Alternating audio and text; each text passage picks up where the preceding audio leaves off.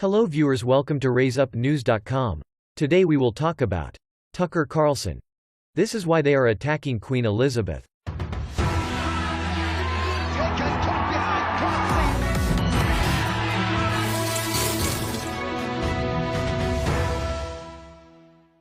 Good evening and welcome to Tucker Carlson tonight. Queen Elizabeth II died tonight. The Queen at age 96. The longest-serving monarch in British history, born in one world and died in another. It's not easy to maintain your dignity while living in the public eye. Most of us could not pull it off or an afternoon. Queen Elizabeth did it for more than 70 years. I want to ask you all, she wrote shortly before a coronation in 1953, whatever your religion may be, to pray for me on that day, to pray that God may give me wisdom and strength to carry out the solemn promises I should be making, and that I may faithfully serve Him and you all the days of my life. For the most part she did just that. And that was not a small achievement given the period she lived in. The week that Elizabeth was coordinated, Edmund Hillary, the British subjects from New Zealand, the beekeeper, became the first man in history to summit Mount Everest. The achievement seems symbolic at the time, Britain on top of the world. But in fact Britain was already over, whether the British knew it or not. To this day Britain claims to have won both of the century's world wars, but they destroy that nation forever after victory came, humiliation. The empire evaporated in along with apron self-confidence, and ultimately had self-respect. It's hard to believe now, but Britain was not always a regional banking center, refugee camp. It was a real place with a history and a language and a culture and a genuinely remarkable people. The country in the North Atlantic the size of Alabama that somehow took over the world and ruled it with decency unmatched by any empire in human history. The British Empire was not perfect, but it was far more humane than any other ever.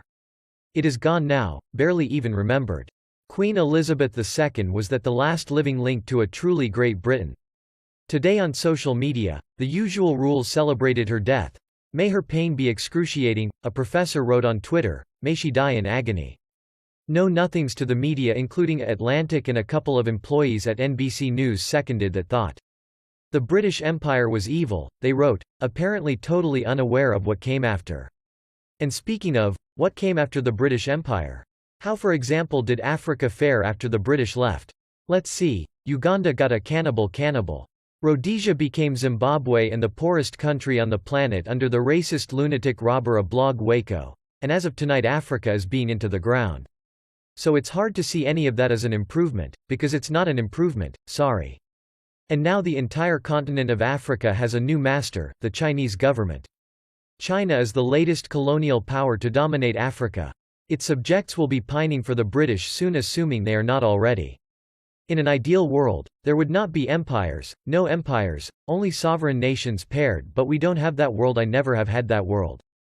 Going back to the Assyrians 1400 years before Christ appeared in the real world, strong countries dominate weak countries, and that trend shows no sign of changing. What you can say about the English is they took their colonial responsibility seriously. They did not just take things, they added. When the US government withdrew from Afghanistan for 20 years, we left airstrips, shipping containers, and guns. When the British pulled out of India, they left behind an entire civilization, language, legal system, schools, churches, public buildings. All still in use today. Here's the train station in the English built in Bombay, for example. There's nothing like that in Washington, D.C., like that now.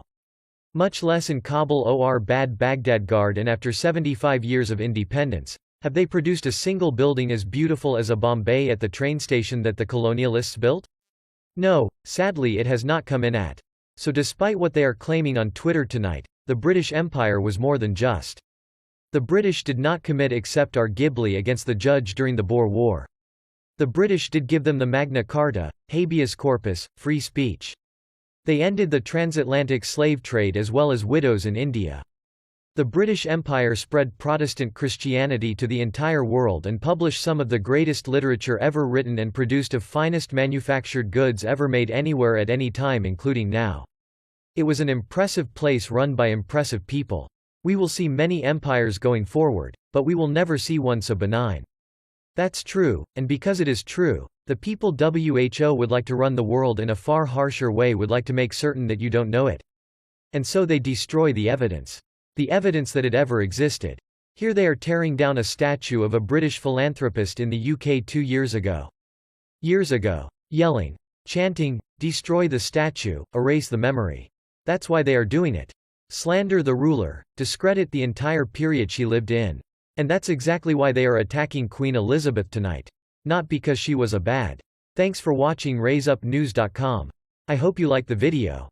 And don't forget to subscribe to our channel for more interesting news.